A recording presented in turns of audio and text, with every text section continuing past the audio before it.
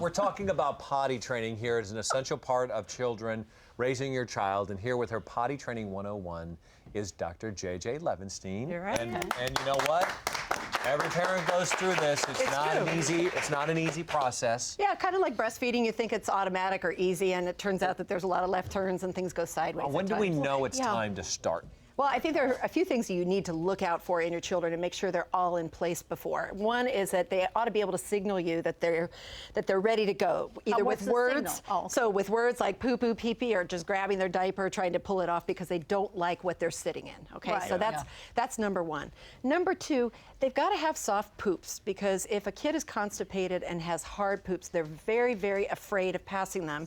They tend to hold them back, and pottying then becomes a fearful exercise. So often parents will potty train when a kid has had a history of constipation, and it's a miserable failure from the get-go. And it's interesting, I never knew that. Yeah, and you know, we as adults, we know that if we have that urge or sensation, we need to evacuate and get rid of it. But kids live in a different universe. Their developmental level is such that they figure if they hold their stool back, that it will just go away forever. Right. Yeah. When in fact, it just dries down and gets harder and bigger and more painful. And so we've really got to work on our kids' diet, work with our pediatricians to try to get them really soft serve, and I hate to use the word ice cream for a while, but to get their poops to a really soft consistency so that it's literally, boom, you're done. Well, how do you know when your child?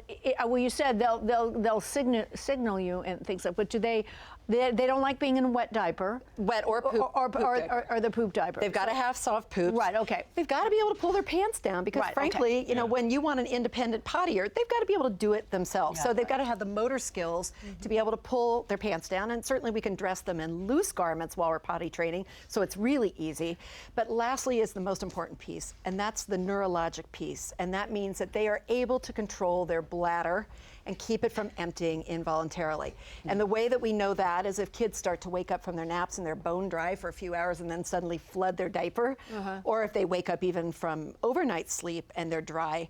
That's a way to know that a kid is actually holding back their urine until they can hold it no more, and then they let it go. How important is like to praise, oh, this is wonderful, good boy, or give them a reward for what it is that they're doing? How do you feel about that? Well, it depends on the age and stage at which you're potty training. So the average kid is going to be about 2 to 2.5 when you're potty training them. Girls sometimes will be a little bit earlier just because they have earlier language acquisition. Right. We were all about 9 months. So, right, Florence, you're so precocious. Got to be able to walk there, Christina. I just told my mother. You did. She drove you there in your wagon.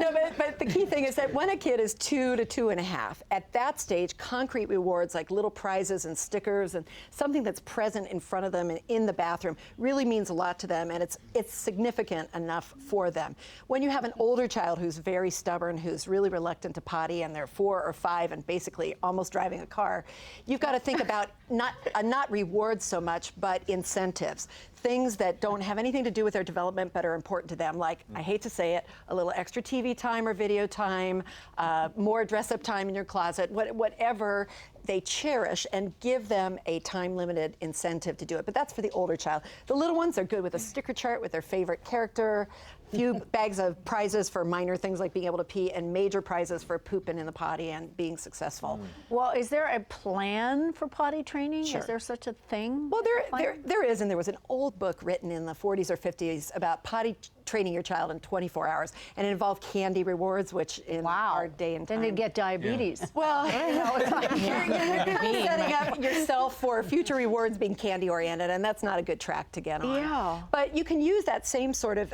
system and say, look, over a week's period of time or a long weekend, you gradually build up the hours that you work with your child. So about every half hour, you set a timer, you bring your child in the bathroom, and just the act of going in the bathroom gets them a sticker. When do you put them on the big toilet? You can do it from the get-go, and you can put a little... A lot of children are afraid to fall through. Yeah. But you can put a little adapted seat on top of there, and then put a stool in front so they can plant their little feet there, because if they are pushing and bearing down and trying to poop, they need something to push against. They can't have dangling feet. Boy, don't we know that. Yeah.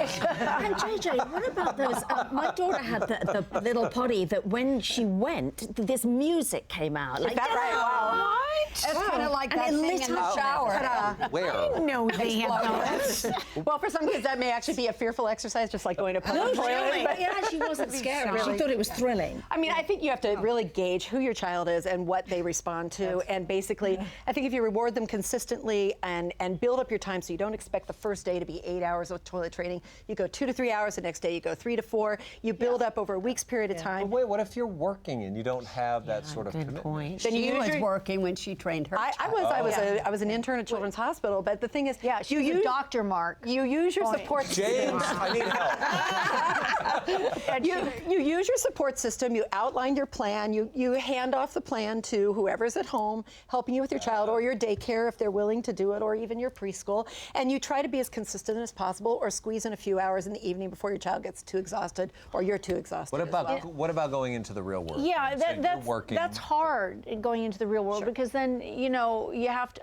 I always just put with those things Training you pull up, pants. training Yeah, pants on them. right. Yeah, so because that was awful. You had to bring clothes with you. Of course you do, and you have to prepare for the contingency that every kid is going to have an accident. They're going to get upset, or you'll miss the off ramp, and you don't get to the bathroom in time. So certainly bringing extra clothes and maybe putting them in a pair of training pants in the car is fine. So that if they have an accident, you just stay blasé about it. Say, "Oops, we missed our window. We missed the bathroom," and try not to be punishing them or never, negative about that. But you'd be surprised even if they how wet the many bed. kids are Even if they wet the bed. Yeah, my mother, completely. for sure. And to really just emphasize their success, try to give them opportunity and realize that when they're in public toilets or at friends' homes that they're unfamiliar with, potty training may take a U-turn for a while because they're used to being trained in the schedule and comfort of their own home. Right. So we just have to accept that there's ebbs and flows of this process, and it's 3 steps forward, 2 steps back, but you eventually get there.